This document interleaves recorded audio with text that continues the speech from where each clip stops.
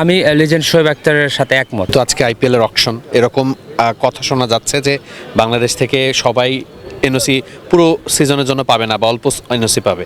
ওদের এনওসি দিচ্ছি না, ওই কয়দিন খুব এতটাই মিনিমাম যে তাদের আইপিএল দল পাওয়ার সমস্যা হওয়ার কথা না। Rishad is one of our prime player, আশা করি ও বিগ ব্যাশ ভালো খেলবে এবং ওর একটা বৈশ্বিক চাহিদা তৈরি হচ্ছে। গতকালকে শোয়েব আখতার একটা প্রেস কনফারেন্সে বাংলাদেশ টিম নিয়ে কথা হচ্ছিল, তো উনি ওই সময়টা বলছিলেন যে বাংলাদেশের যদি বিশ্বাসটা থাকে ইভেন তারা ওয়ার্ল্ড কাপ জেতার মতো সিচুয়েশনও এখন আছে, মানে তাদের সেই বিশ্বাসটা শুধু দরকার। মানে আপনি তো ক্রিকেট অপারেশনসে কাজ করছেন, সরাসরি জাতীয় দলের সাথেই কাজ করছেন, আপনার অভিব্যক্তি। আমি লেজেন্ড শোয়েব আখতারের সাথে একমত। আমি মনে করি বাংলাদেশ টিমের মধ্যে সেই অ্যাবিলিটিটা আছে, সেই ক্যাপাবিলিটি আছে। এখন জাস্ট ওই বার্নিং ডিজায়ার এবং ওটা মাঠে ইমপ্লিমেন্টেশনটা দরকার।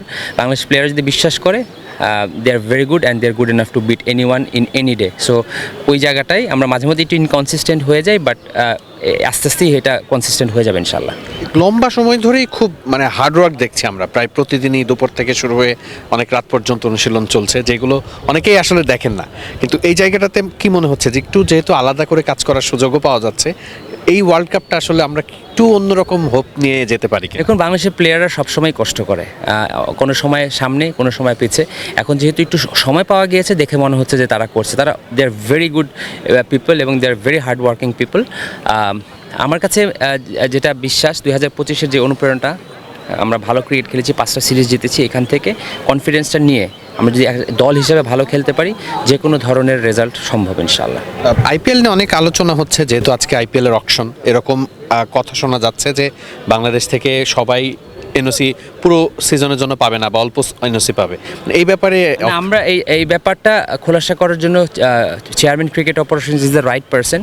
আমি যেহেতু অপারেশনসে কাজ করি, আমার এটা জব ডেসক্রিপশনের মধ্যে পড়ে না বা এত রিভিল করা ঠিক হবে না, বাট আমি খালি এতটুকু বলতে পারি যে আমরা যেই পরিমাণ ওদের ছাড় দিচ্ছি that is good enough for them to get picked in IPL.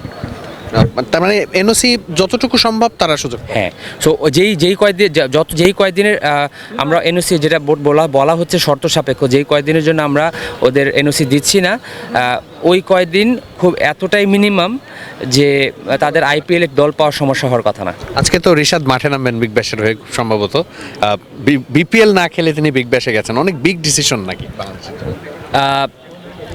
বাংলাদেশের কনটেক্সটে অবশ্যই বড় decision. Rishad is one of our prime players এবং আমাদের ডোমেস্টিক টুর্নামেন্ট না খেলে আমরা ওদের এনওসি দিয়েছি, বাট এটা ওর ভবিষ্যতের কথা চিন্তা করেই দেওয়া, ওর ডেভেলপমেন্ট, ওর এক্সপোজারের কথা চিন্তা করে দেওয়া। আশা করি ও বিগ ব্যাশ ভালো খেলবে এবং ওর একটা বৈশ্বিক চাহিদা তৈরি হচ্ছে। আমরা বাংলাদেশ ক্রিকেটে একটা সময় টিমে অনেকগুলো সুপারস্টার ছিল, সাকিব, তামিম, মুশফিক, মানে একদম সুপারস্টার। এখন আমরা চাই বাংলাদেশ টিমের 11 জনই সুপারস্টার হোক। এটা রিশাদের জন্য একটা সুযোগ, আশা করি সেটা কাজে লাগাতে পারবেন ইনশাল্লাহ।